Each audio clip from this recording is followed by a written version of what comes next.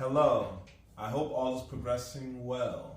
Welcome to I Don't Know, we can talk about it. My name is Kevin Dufresne.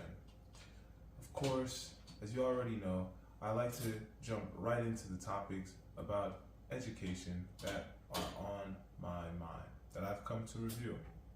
One concerns an article about an author's interview. Branching from the author's book, the article covers how to not let one's identity of work, of employment, become one's full self.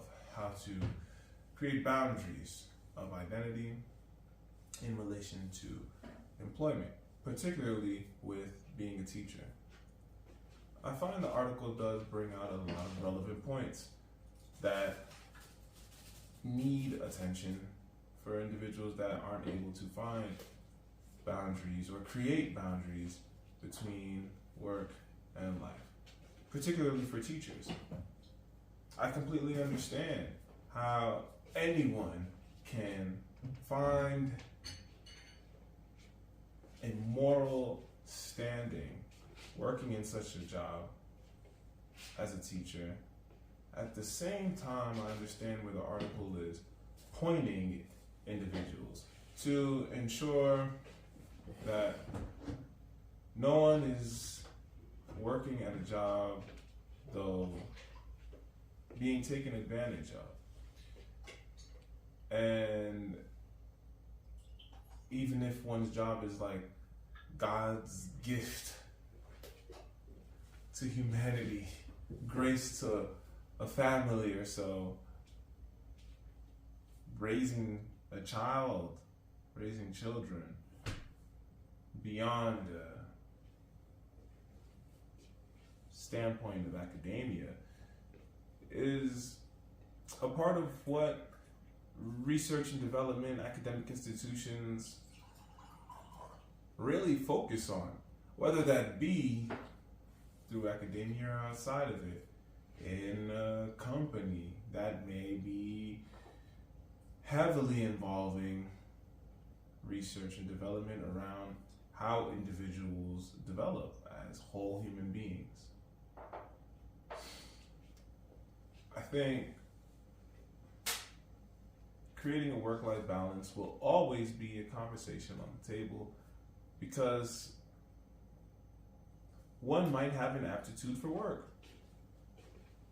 If one has an aptitude for work, one needs to recognize what particularly interests the individual to even want to work so.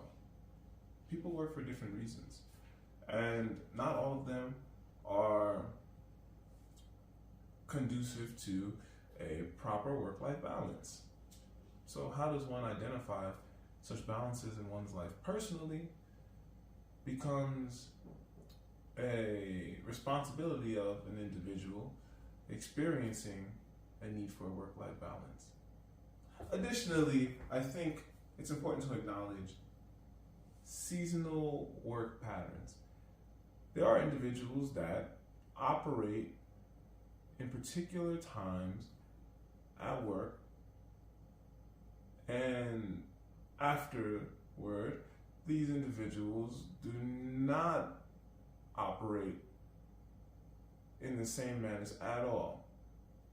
So individuals may literally have different stages of different types of work-life balances, inclusive of whatever might personally be happening in an individual's life. Work-life balance is a wonderful aspect to acknowledge. Always make sure to use your vacation days. Use up all your time that a job gives you before the time is up, because not all those times reset. Additionally, work your load and try your best reasonably. That's as sensible as I can say for anyone that's working on a clock, on a schedule. Of course, with any job, extra effort might be a requirement. Because not of just a need for extra effort, because of an apparent need to engage one's interest. It's a reality. People are interesting, reasonably. And I think especially children, adults, teenagers, the whole spectrum of human being in an educational learning environment can be very intriguing, can pique not only one's interest in another because of the levels of understanding that need to be at the table, that garner at the table toward further developments, hopefully all good, though because growing is happening before one's eyes. I always think to myself of children in a long-term sense. How might a child be in 5, 10, 15, 20 years? On the basis of even one interaction. An interaction can be very meaningful for an individual. Now imagine having multiple interactions. How the interactions play out, of course, will develop around communication, amongst other aspects of the human spectrum.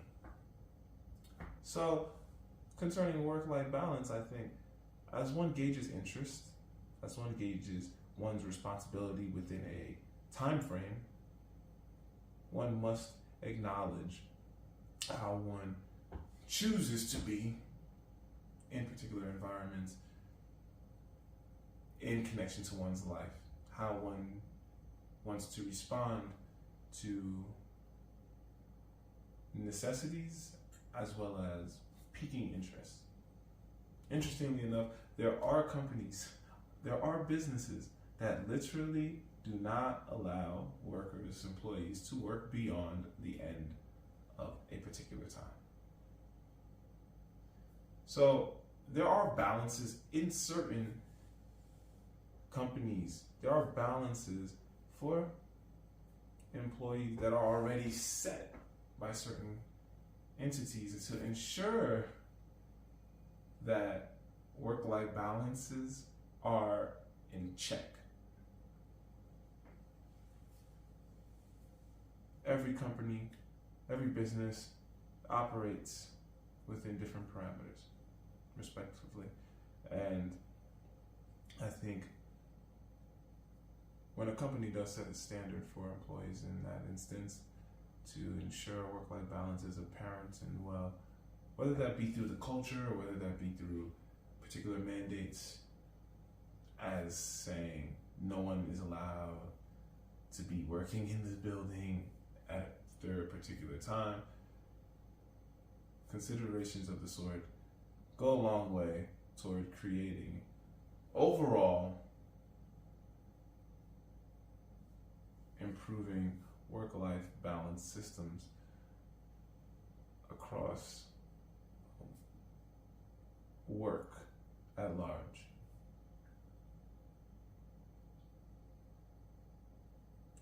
So our next topic concerns institutions from other countries that set up in America within private institutions or in connection with public institutions, and the article particularly in connection with Chinese institutions entering the educational atmosphere with programs that teach from a different perspective. Controversial as the topic might seem, to have a different form of an educational system from a country outside of one's own to come into, especially country that is entering into the educational atmosphere is, by some, on more of a political, argumentative stage, some more of a competitive stage, depending how one observes academia. Some might consider the institution from China to be antagonizing the developing educational atmosphere of America. While I think diversity is key, I think not just assessing what is coming from outside, coming in, is to be happening, though what is already within that is branching out within its own educational atmosphere is important. America has a huge support toward a perspective of freedom, a land of opportunity, which many are familiar with hearing. Many are arguably familiar with the world at large in a way that allows for many to consider how the world at large operates in tandem with opportunity, how one might consider opportunity. So, if in a land of opportunity, an educational extension enters a new, albeit I think education across the globe does become a unified platform, a unifying effort, a unifying campground for growing, learning, researching, and developing. I think considering the opportunities for learning are so necessary within the developing educational atmosphere. When cultural opportunities become more apparent,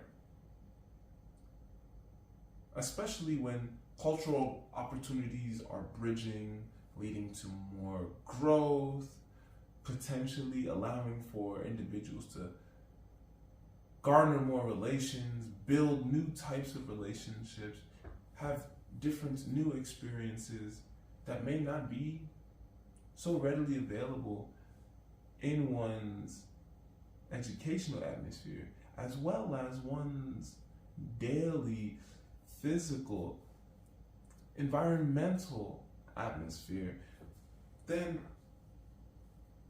opportunities of connection need solidifying, need experiencing in good ways, as well as good guidance along these ways. I can only imagine why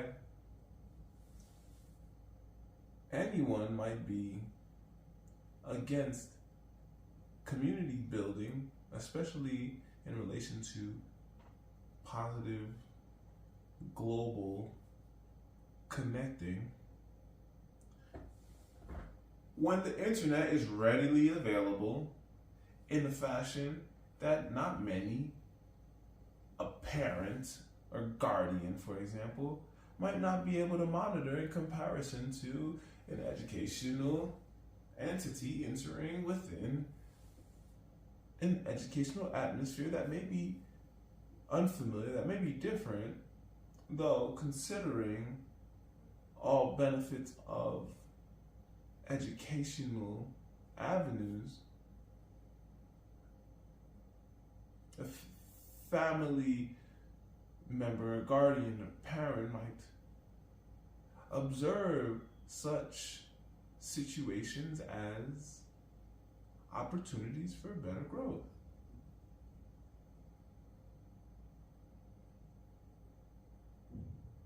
Perspectives are so important concerning learning. Human connection will vary. I like to harp on the idea that no one can be completely sure who will be one's friend, who will be one's ally, who will be one's good connection in life. The more opportunities that are available, especially through parameters of education that may lead to good, that may lead to diverse understandings. Such developments need a lot more good attention, especially if the parameters are secure as parameters that are not harmful to developments of anyone that may be engaging and learning within those parameters by the standards of the parameters. All right, now we're going to get into some origami. We're going to have some help here from the internet. As you know, when I do origami, I do get some instructional manuals online, and I just work them. So if you're new to origami, the whole idea is that, well, you can also practice through a medium that exists already, from teachers that know how to do origami very well, or just perhaps from someone that just knows some origami and can show you. So I put the link in the summary. So what we're doing here is we're gonna fold the paper so that the paper will have a square form. So if you're using a rectangle form, just take the corner, one corner, and bring it to the edge of your paper. This way, you'll be able to rip out a perfect square, a near perfect square. Okay, so now we're gonna move on to making a water bomb.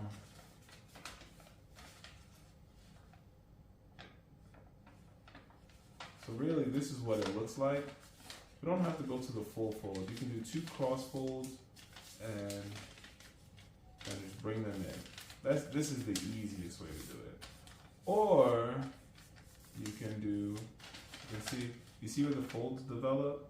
So you can do that way as well. And that's like up and down. The whole point is to get an X from corner to corner and then bring sides in. Alright. Next, we have this paper. So we're gonna fold this top down to this edge. I'll do it on this side. Okay? And fold the top down to this edge. Now we're gonna keep on with these instructions. So we unfold the previous step, which is this one, and bring the front layer of the bottom section up with it. So in this case, it might be a good idea to have this fold just want to fold it real quick, you can fold it and you fold it back. So you can have the X cross in your initial fold and then the edge to edge fold where there's a line between the edges. So then we unfold it and it says bring the front layer of the bottom section up with it. Then bring the lower right point up into the center, creating a new diagonal crease at the bottom. So it's saying to take this corner. This is a little tricky here if you're not seeing it. Just take this corner. So you see, we're here first. We open it up, and we're gonna take this corner. We're just gonna fold it here toward the edge. Okay. Now that we're here, we do the same with the other side. So we're gonna just take this edge. We're just gonna fold this corner, better to say corner. We're gonna take this corner and we're gonna fold it up here to the center line. So now we have some alignment. Okay? And so then we're going to turn it over. So it says repeat the last step on the left side and flatten the paper. Then it says fold the front flap downward. So we fold this down. See that? Boom, we fold it down. It says without flattening the paper too much. So we don't want to fold the paper too much, but it's pretty flat. So let's just go up here now. And it says fold the bottom edge of the front flap up in a half. Ooh. So we're gonna just fold it up in a half. So bring in basically this bottom edge up to this triangle line here, to the base of the triangle line, okay? And now we're just going to, it says open up the paper a little as shown. Boop, boop, boop. We open this up, and it says flatten the paper by pushing on the left and right edges of the flap. So here, you can see, you just gotta open it up, and then we're just gonna make it flat here. So what you have now is some opening. And we now have to fold the lower central points diagonally outward to form 2 points. So now what it's saying basically is take these center points and fold them in. So you see there's this like little square points, we're just folding them in. So from the inner point, we're just going to take this inner point, we're just going to fold it in here. So it's going to start to go diagonally. And if your triangle's not completely even, as you can see mine is here, it's pretty uneven, that's all right. We just continue on, okay? Then it says fold the lower points up a little to complete the heart shape. Ooh, so now it's saying we're gonna have to fold this up a little bit to complete the heart shape. So we can basically, we can fold it up here and then fold it up here. So if your initial fold is not, your inner folds are not like crazy good, you're all right, because you can just work it. So finally it says fold the heart shape up, revealing the heart corner of a bookmark.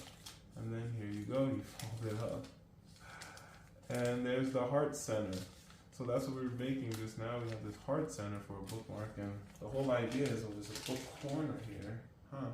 So it's for a book corner, so you can literally just put it on the page that you want to have it on, and then it's there. It's a heart. It's very sweet, actually. I actually really like this heart bookmark. I think it's unique, and I think it can make for a good gift. It's a heart bookmark. It's so cute. Huh. So it's a way to bring love to reading. Speaking of reading, I'll actually keep this one right here. I'm really glad about getting into Tantra, really in connection with sex and parameters of sex. So with my curiosity, I look for the root of Tantra, and I discover Osho. I read a book, Tantra, by Osho, thinking I might be able to learn more about Tantra at its core, at its root. After reading the text, I realize Osho is really encouraging individuals to think independently for oneself. Even as Osho regards himself in one way, he seems to regard himself in another way. That may be conflicting. I don't think that Tantra in that light is ideal for anyone that may not be aware of Tantra. I think Tantra with a funnel can be foundationally wonderful, particularly with context of tantric sex and parameters of sex in connection with Tantra, because the funnel allows for Tantra to operate functionally. Otherwise, Tantra is like a big ball of energy that can be wildly energizing, though sporadic, without any true purpose. When Tantra has a purpose, all of that energy has opportunities for alignment with intentions, with growth and developments that fit within the parameters of the funneling. I really like Tantra in connection with sexual parameters. I'm not too familiar with Tantra in any other form, even inclusive of Osho's text, which is very random, seemingly like hearing an individual speaking at a random private event at the same time. There are bits to appreciate concerning one's being, concerning finding ways to improve oneself, to acknowledge oneself, to be fully present in the midst of all that may come to one. So I think what Osho really presents is a practice for any individual to challenge oneself with the parameters of moving beyond what the author is actually attempting to encourage, to teach, to move on from. It's like a reading practice to actually identify with oneself and move beyond appropriately without feeling lost, without feeling confusion. I do feel like the text offers a good mental practice of balance, though one must be ready and willing to become more aware of such parameters. For without such parameters, one may need additional assistance in fully comprehending the perspectives, the lessons within the text. Thank you for joining me for another episode of I Don't Know, We Can Talk About It. My name is Kevin Dufresne. Onward